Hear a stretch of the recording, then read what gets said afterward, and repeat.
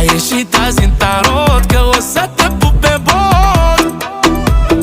Și-am mai luat încă o carte, ți-am văzut în viitor.